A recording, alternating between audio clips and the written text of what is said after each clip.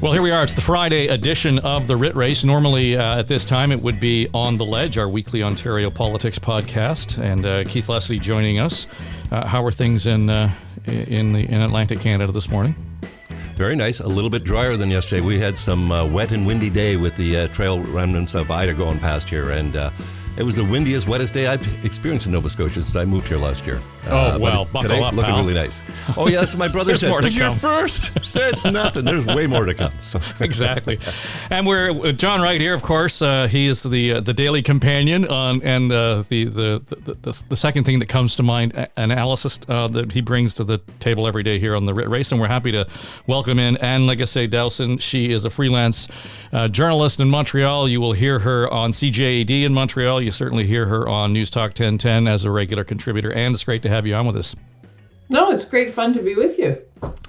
So let's get right at the heart of the matter. And I already teed this up when I was on the John Moore's show this morning talking about it. And he said, roundtable, who watched it? And I confessed right away I did not watch it. I was catching up on the season of Billions because I know Billions is coming back this week and I want to be caught up on the real intrigue that's going on in that part of the world. But and it went 0 for 4, Ann. Nobody on the panel watched it. But we all listened to Tom Mulcair, who was on half an hour earlier, and Tom giving his analysis. And of course, John being bilingual, he from Montreal, he watched it. So he gave his analysis of it and everything from the speed at which Justin Trudeau spoke French to some of the body language that was going on in the studio at the time. Give us your top line analysis of what you saw. I know it sounded like it was a bit of a struggle for you.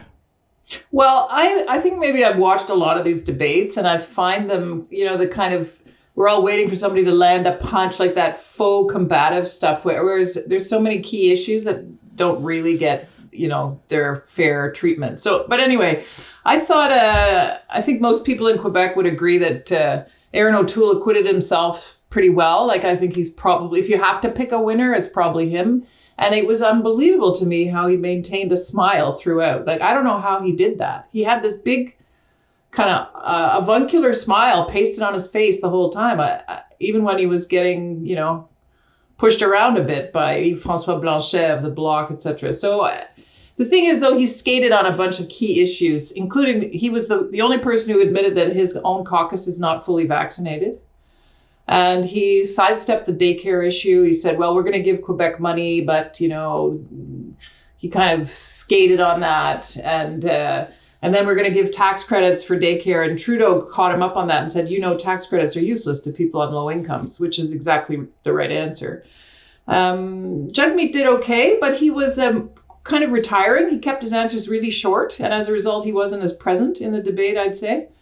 And, you should never underestimate Justin Trudeau in a corner, right? So that's what we saw. He's picked up his pace.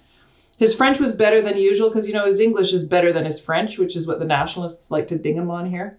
And he handled himself pretty well overall, I thought. And Yves-François Blanchet, he's only talking to that very narrow Francophone audience. They don't have any national ambitions, and it really shows. It's very, very micro-focused and a bit annoying, actually, because he kept interrupting. Like, he kind of co-hosted the debate with the guy from TVA. And I'm just going to close by saying, this debate basically sank Andrew Scheer in the last campaign. Being on that French language debate caused him to trip up badly, and he never recovered really throughout the rest of the campaign. I don't think we can say that about O'Toole in this case. I think he handled himself pretty well. But it's like the Super Bowl in Quebec politics in Quebec. Like, everybody watched that pretty much. And it's all over the front pages of the papers. And it's all over all the morning talk shows. And it really set the tone. So Jagmeet did okay. O'Toole surprisingly well. Justin held his own. I think that would be my short version, my short analogy. I'm going to bring Keith and John into this in a minute, but just want two things from you. So, when we look at how it unfolded last night, the expectation for O'Toole was pretty low. So it wasn't like he really had to knock one out of the park here to stay on his feet. That's one thing. But to your point about the audience, to what degree was François Legault the audience for many of these points that were being made last night, because particularly for the Bloc Québécois and the Conservatives, if there's sort of a mushy Conservative vote out there, if you kind of get the blessing of Legault to some degree, at what point does that start to split the vote one way or the other? Was there any consideration, the strategy there? Oh, yeah, for sure. Like the name François Legault was invoked by all of them at some point, except maybe Jagmeet Singh. I don't think he mentioned Legault. So Legault is incredibly popular here. He has managed to walk the line between the old sort of populist right wing of the Crédit Social and all that stuff. And because he's a former Péquiste minister, he brings in a lot of nationalists. So he's got the center-right nationalist vote pretty much sewn up here in Quebec, right? Like nobody in Montreal votes for the CAQ, but outside of Montreal, pretty much he's basically got a big majority. He's probably going to hang on to it for a good long while. So, and he's the one who brought in Law 21 and Law 96, all this language stuff, and preventing people from wearing religious symbols in public office, this kind of stuff. So the issue of racism came up, and Legault has said Quebecers are not racist, and so did François Blanchet last night. So there's a whole thing about identity politics, and clearly O'Toole was playing to that. Justin Trudeau tipped his hat to it. I mean, nobody is challenging this stuff. In the olden days under Pierre Trudeau, this would have been front and center.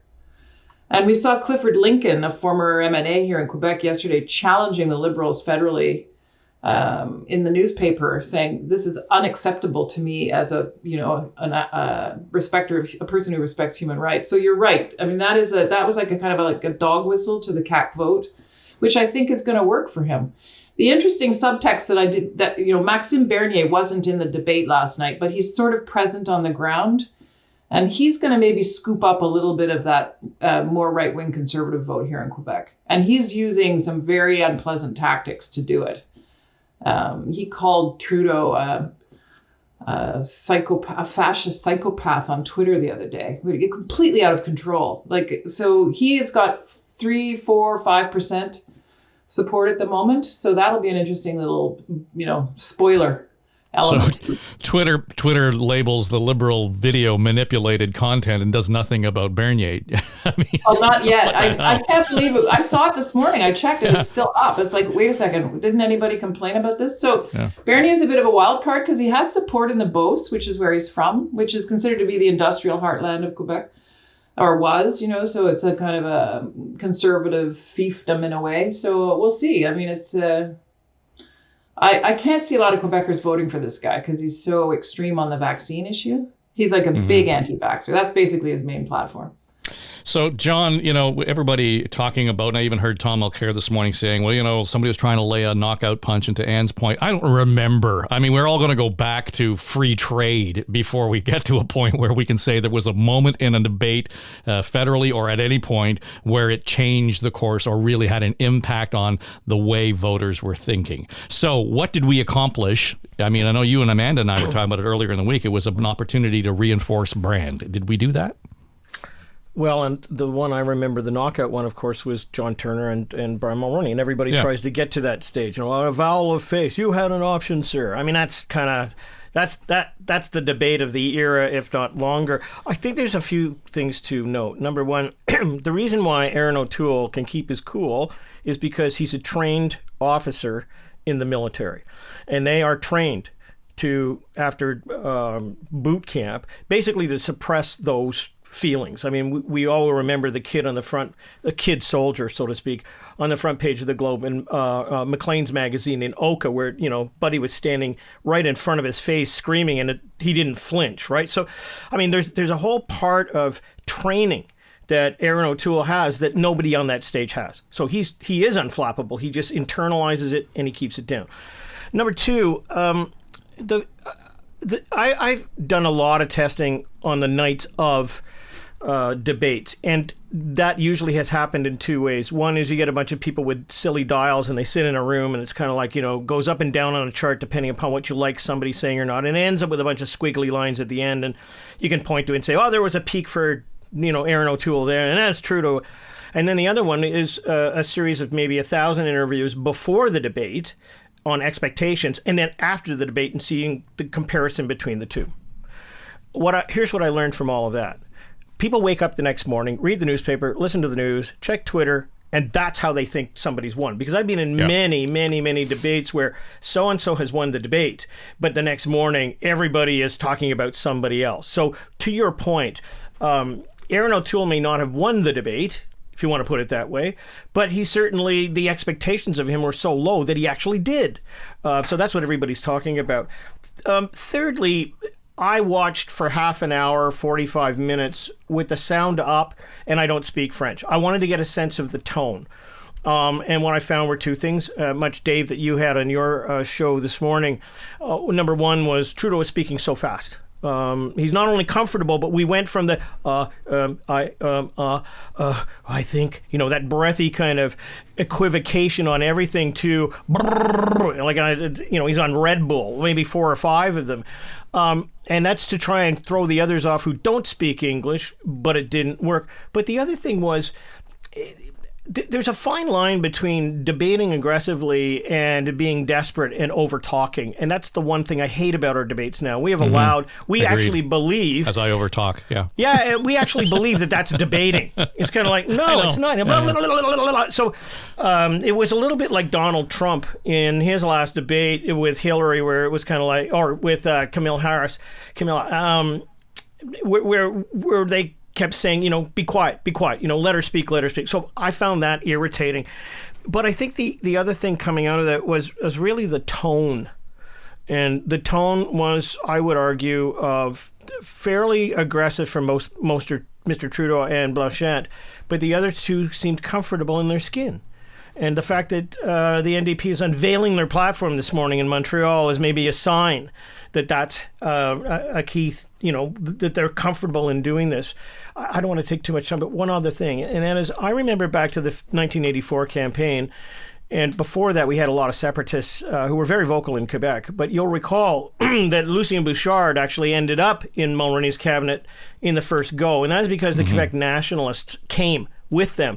And there's this underlying element for the Conservatives. It's a bit of a historical one, that when those people see the country going in a particular way, they tend to move towards that. So if the newspapers and everything else this morning in Quebec are saying he won because he didn't lose, that's actually a form of momentum. So we'll have to see what happens there. So, Keith, just on that whole thing around tone that both Anne and John have touched on right now, and so we saw the two front runners talking over each other. I heard post-debate comments from Singh last night saying, well, I just kind of wanted to make my point. I don't think this is a way to actually debate. It's just not very effective. And I thought, okay, but you're not present. So there's a fine line there. But to what degree is the strategy after last night, or going into last night, I should say, to keep your powder dry a little bit? Because we got 2 more coming next week. Well, I think there was a whole lot of that. And I think that's why we saw both Mr. O'Toole, you say, stay unflappable with that grin on his face no matter what. And for Jagmeet Singh, this is a real tough battle at this point. I mean, he's standing there in a province that, or a nation, if you will, that clearly doesn't like any religious symbols, and he's wearing a turban, trying to debate, not in his first language. I think he was wise in a sense to keep his powder as dry as he could, keep the comments short, but then you do get lost in the shuffle. And I think this is what irks most Canadians about all of these debates, whatever language they're in, is this talking over each other. And the more people you have on stage, the more people are talking over each other. My French is certainly nowhere near good enough to speak up with the speed Trudeau was speaking, let alone when they started going over top of each other. So I, like you, I tuned in, I flipped in and out. Now, I was watching the Canadians at the U.S. Open. I at least had some Patriots goal on here. I wasn't watching billions. But nonetheless, when I did flip in, you do get a sense. The body language does tell you a lot. But to me, it was the clashing, the going over top of each other. And you could tell that basically O'Toole, and this is, of course, coming from a lot of the analysis I read and watch afterwards as well, that O'Toole really, all he had to do was not do as badly as Scheer did in 2019, and he did way better than that. So he didn't blow up the campaign to a point that Scheer never really recovered after that first TVA debate in 2019. O'Toole, he's walking away from this looking pretty good. Trudeau, of course, I think he's still vulnerable, as he has been the entire campaign, on why are we in the middle of an election during a pandemic? And I think that was highlighted, early on in the debate, if I understand correctly. And he is vulnerable on that. I think he still hasn't come up with really a good reason, especially as this Delta variant is cranking up and the cases are rising. Alberta's leading the country. Ontario's going way up again.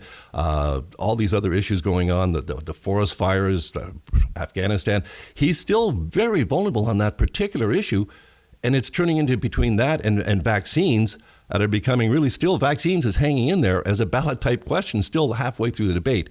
Now, we're at that point in the game when Canadians are really going to start paying attention. It's Labor Day weekend. We've had our first debate, the other two, French and English, next week.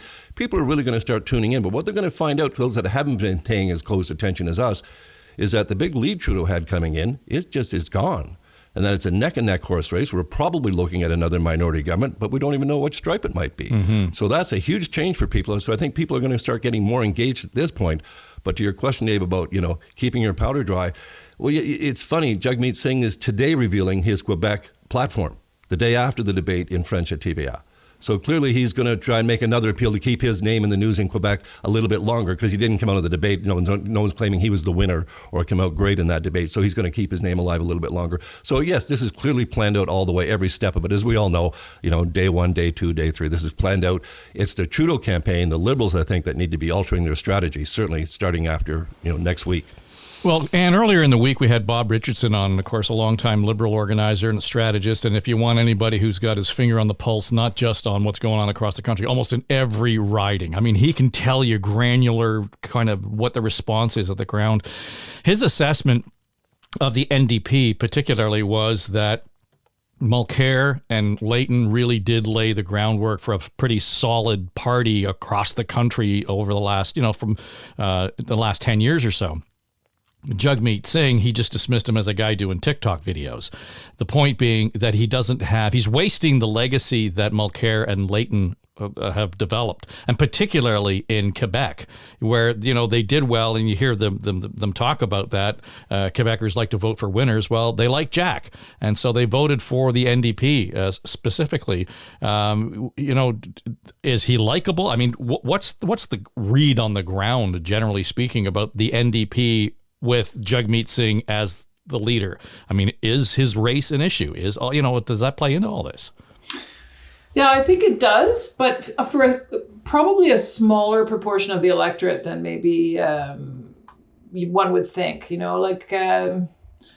I've been doing a little bit of work on the NDP campaign on the ground. One of my friends is running, and a number of Liberals have said to me, we are just so annoyed that we're seriously considering not voting Liberal this time, because we just think this election is redundant, and we think it's unnecessary, and we're annoyed with the leadership around Justin Trudeau. We don't understand why he's plunged the country into an election. And he also, last night in the debate, almost as an aside, said we could be back in election mode in 18 months. He made this comment, and everybody so it kind of got lost in the shuffle, but it's quoted this morning in the press, and I'm like, what are you talking about? In a year and a half, we're going to be back into this? It's like, that seems completely crazy to me, and probably to a lot of other people as well. So I would say younger people think Jagmeet is okay. Like, even the younger children of the nationalist boomers, I think they think he's a kind of a cool guy. They like the TikTok stuff. He's been very successful with that. And you shouldn't underestimate the amount of content he injects into his TikToks. They're not all cutesy pointing at, like, there's real political content in there. And that Gen Z group really likes that. The thing is, they don't tend to vote, and they might not be voting this time out because there's not going to be Elections Canada facilities on the university campuses across Canada or in Quebec, right? So 100 of those not happening. And yet we're going to be going into seniors' residences with special voting facilities. So that's a sore point, I would say.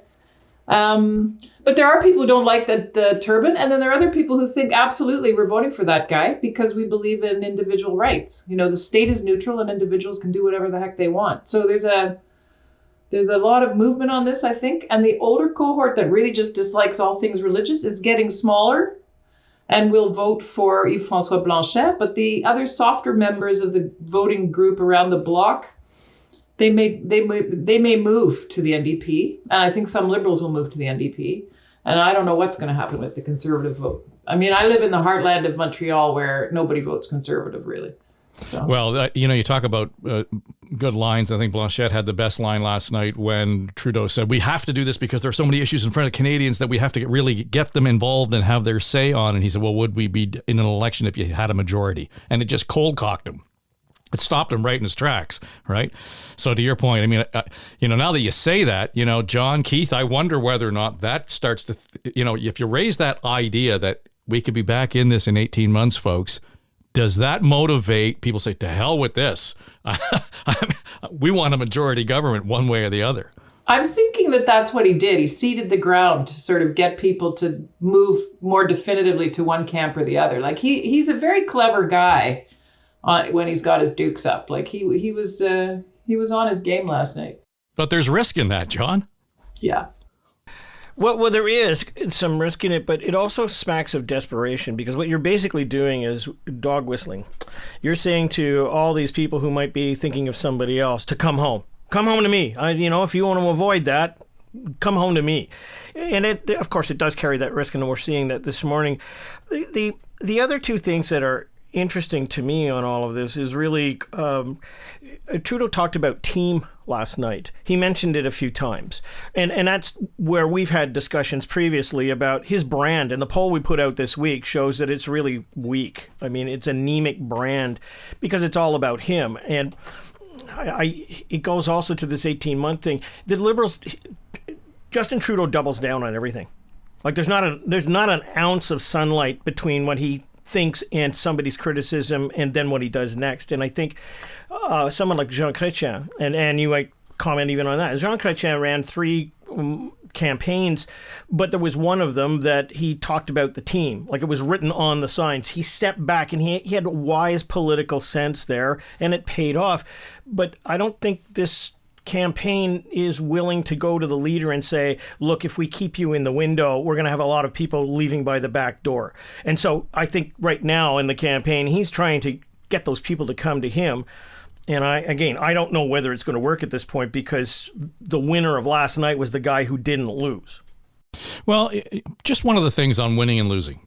We got into this conversation this morning on John Moore's show on News Talk 1010, and John wanted to listen to see how leaders other than Trudeau manage their French. And as I listened to that, and I know we say that all the time, but I don't quite get how well I speak a language is a ballot question in Quebec, where it's not anywhere else in the country.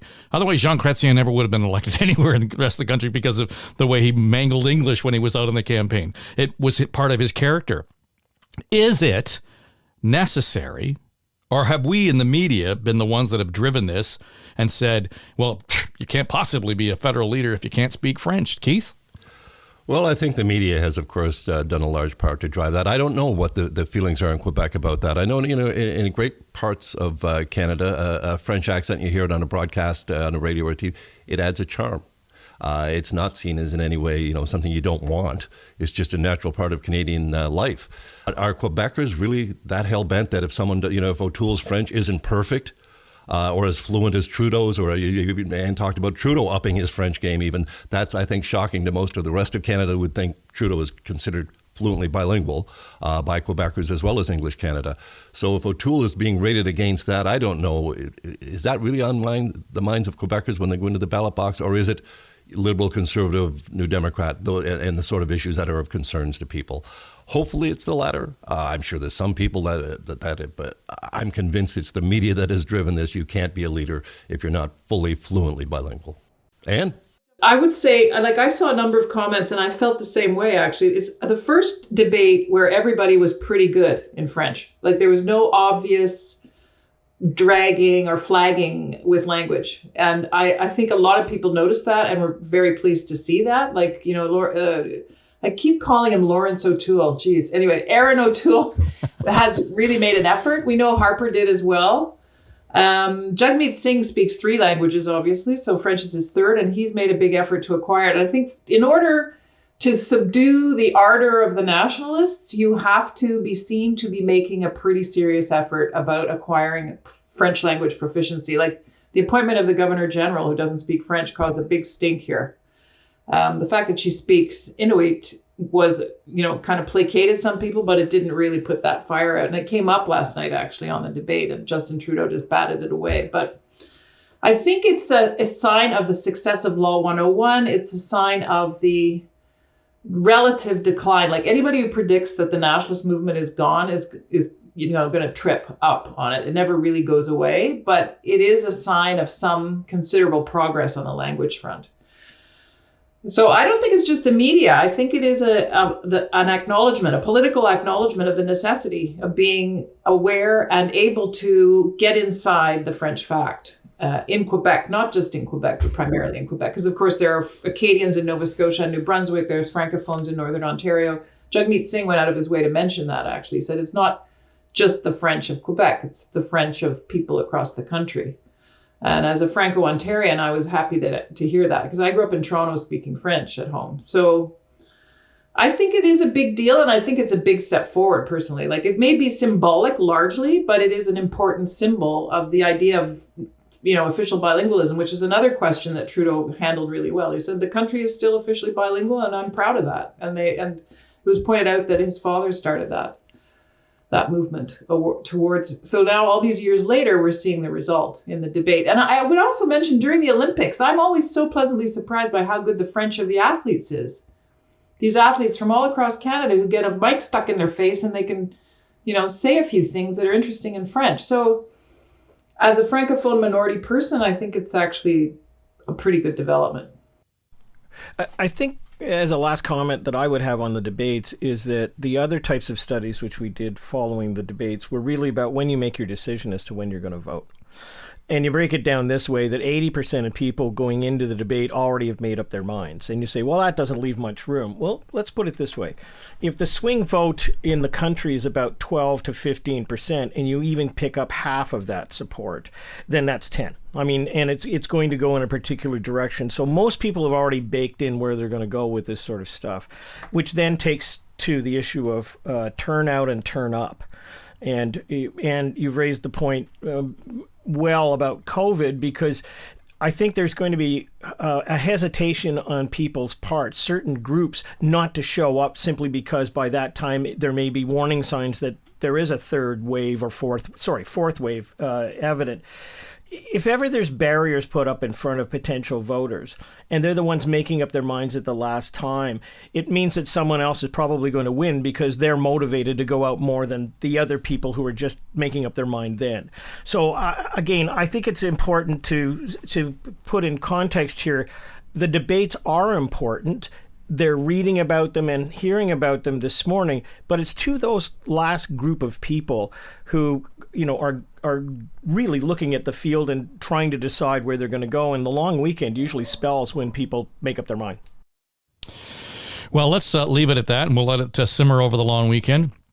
And it was great of you to join us, and maybe we'll bug you again after the next couple of debates just to get your read of the lay of the land. No, I'd love to be back. I find this really interesting, and I like to hear from somebody who's in Nova Scotia. That always interests me too. I don't know what's going on in the Atlantic provinces, really. So I do want to jump in. I do want to jump in on one thing. Anna May Paul yesterday in her presentation said, if you want to have the best green policies. Basically, she said, you want to have the best green policies, vote Liberal, and just kept going on. It was the biggest faux pas.